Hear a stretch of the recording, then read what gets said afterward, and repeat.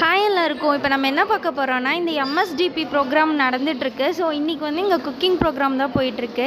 So வீட்டில் இருக்க எல்லா இல்லத்தரசிங்களுக்கும் ஒவ்வொரு கேக் பேக்கிங்லேருந்து ஃப்ரூட் மேக்கிங்லேருந்து அதுக்கப்புறம் சின்ன சின்ன நட்ஸ் செய்கிறதுலேருந்து எல்லாமே சொல்லித்தர போகிறாங்க. ஸோ ஒவ்வொருத்தங்கிட்டையும் என்னென்ன பண்ணுறாங்கன்ற ரிவ்யூ கேட்க போகிறோம். வாங்க பார்க்கலாம். என் பேர் சர்தாஜ்.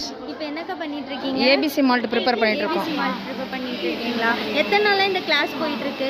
இந்த கிளாஸ் வந்து இப்போ 15 நாள் ஆகிடுச்சு. அப்படிங்களா?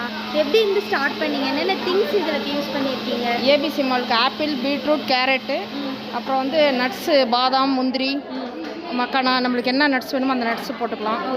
அப்புறம் வந்து நாட்டு சர்க்கரை யூஸ் பண்ணியிருக்கோம். அதுதான். எப்படி ஸ்டார்டிங் ப்ராசஸ் என்ன பண்ணணும்? ஸ்டார்டிங் ப்ராசஸ் வந்து கேரட்டு, பீட்ரூட்டு, ஆப்பிள் மூணுமே வந்து கழுவி துருவி வந்து மிக்சியில் அடிச்சுக்கணும். அடிச்சுட்டு அதுக்கப்புறம் நாட்டு சர்க்கரை வந்து அந்த கேரட் பீட்ரூட்டோட ராஸ்மெல் போகிறதுக்காக கொஞ்சம் கெட்டி பண்ணிடணும். கெட்டி பண்ண பிறகு அதுக்கப்புறம் நாட்டு சர்க்கரை அதோட குவான்டிட்டிக்கு தகுந்த மாதிரி நாட்டு சர்க்கரை போட்டு அதுக்கப்புறம் கெட்டி ஆகிட்ட பிறகு இந்த நட்ஸ்லாம் போட்டோம்ல அந்த நட்ஸ்லாம் போட்டு எல்லாம் வந்து கிளறிட்டே இருந்தால் கெட்டி பதம் வந்துடும்.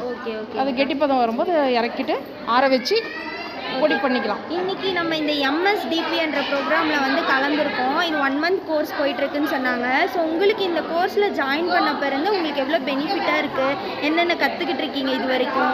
நாங்கள் வந்து வீட்டளவுக்கு எதாவது செஞ்சுட்டு இருந்தோம். எங்களுக்கு தெரிஞ்சது கொஞ்சம் வேறு இந்த இதெல்லாம் பார்த்து கொஞ்சம் செஞ்சுட்டு இருந்தோம்.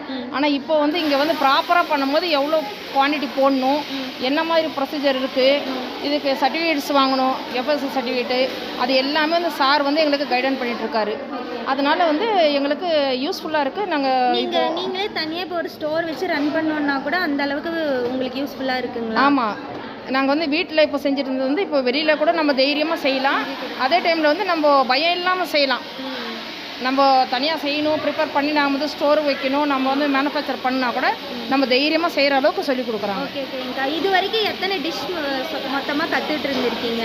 இது வரைக்கும் ஒரு 12-13 டிஷ்ஷு கற்றுருக்கோம். ஆமாம். ஓகேக்கா, தேங்க்யூ. ஓகேப்பா.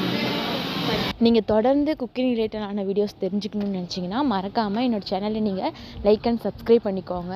என்னோடய வீடியோ நீங்கள் தொடர்ந்து பார்க்கணுன்னு நினச்சிங்கன்னா பக்கத்தில் இருக்கிற பெல் ஐக்கானையும் கிளிக் பண்ணிக்கோங்க. அப்போ தான் நான் போடுற வீடியோ உங்களுக்கு நோட்டிஃபிகேஷனாக வரும்.